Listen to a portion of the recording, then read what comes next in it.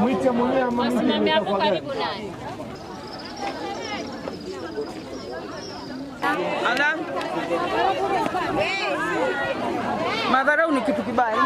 Kuna shida tuwapitia katika wakati huu, kama vile tuko na watoto ndani ya nyumba hawako shule kipindi cha corona.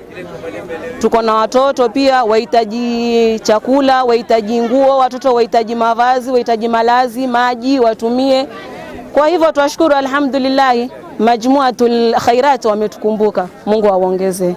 During this time of Ramadan, most of the people, those who don't have anything, they have experienced a great of hunger. But we thank God, the Khairat group and other people, they have come to the rescue. They have offered us some food.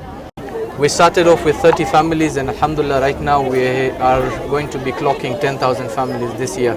This includes the 5,000 plus 1,000 families in Mandera and Wajir counties and the 2,500 that have already been completed plus the 25 that we are targeting in the next few days.